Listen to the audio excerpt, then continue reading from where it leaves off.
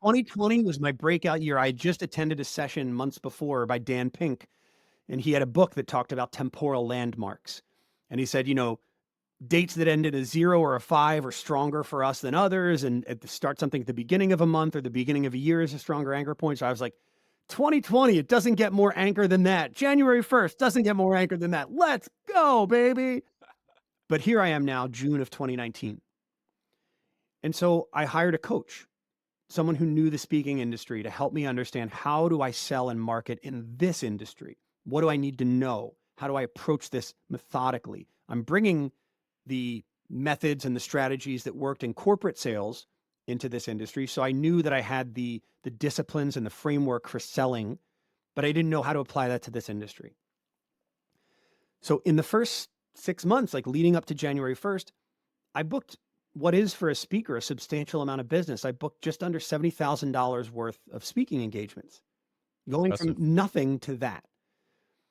So to my wife and I, we're going like, this is working. Like this has potential. And then we all know what happened in early 2020. The world shut down.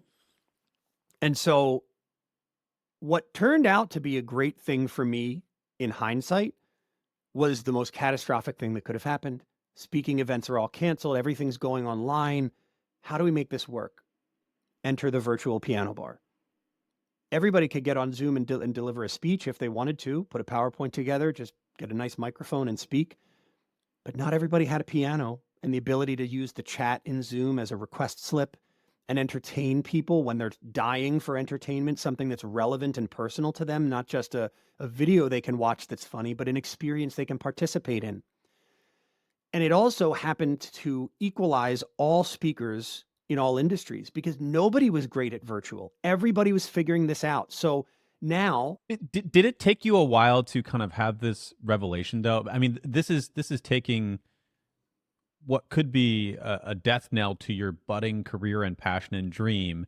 And now you're saying, oh, well, it's the great equalizer and everyone was on the same playing field and I had differentiated skills. But was there a moment of like, shit, like this is going to suck and fail? Or were you just like, I will find a way. I don't know what this COVID thing is, but I'll find a way. yeah, it was find a way. I had the opportunity to do 2 speaking engagements before the pandemic actually shut everything down. In fact, my last engagement was March 13th at a banking conference, and I stepped on stage. There were about 300 some people in the room, and when I stepped off stage, there were maybe 80.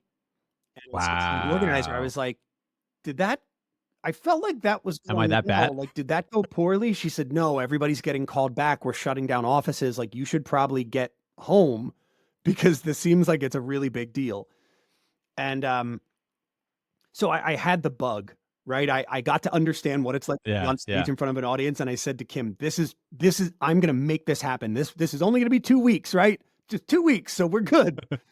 Um, We'll wait it out. yeah, so there, there was a lot of sourdough bread and Miller Lite in those couple weeks. Um, but ultimately, what now in hindsight was like a great opportunity because of the equalization that happened was just this: I'm going to figure it out. Pivoting is what we have to do. It's what I did when I lost my voice in the first place. It's what we're going to do now. So the virtual piano bar became this backstop, I guess, right? I wasn't booking virtual speaking gigs that were paying, but I was booking these piano bar engagements that were paying. And that created relationships and that created opportunity to bring some of my friends in and help them make some money during the pandemic. So I was feeling an immense sense of fulfillment through that. And it still felt like a bit of a waiting game. But then I started to network and make connections with other people who were speakers that were miles ahead of me outside of the pandemic. But now we're on that same playing field and they're going, "Hey, you're doing this Mhm. musical thing. I do a musical thing. How do you get the music to work over Zoom without it, trying to think it's background noise?" And now I'm problem solving with these very seasoned and experienced and successful speakers. And they're seeing how tenacious and committed I was to this profession. And so they wanted to help me. And that I can't quantify how important that was for this journey to get me where any success that I have now is because of them and because of the people that helped me. So And I think just to interject here, I think that's fairly common in my experience, or what I've observed is when you believe in something, yourself, your business, whatever you believe in, it doesn't matter where everyone else is when you start, because no one else is going to believe in it. You have to birth it, you have to create it, you have to be the energy behind it. But if you consistently show up and you consistently put effort into it and you consistently believe in it, at some point someone will notice. People will start noticing, and then maybe they're like, "Oh, that's the weirdo Greg, the one of one, and he's doing like a bunch of different things, and it doesn't make sense." But as you keep beating on that craft and you keep pushing it forward, eventually people are like, "Oh, I get this. I want to be a part of this. I want to help out."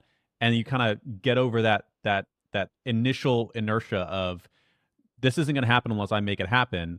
And then at some point, people want to start helping, and then it just becomes this easier and easier and easier thing that happens. But getting to that point is the difficult part. Yeah.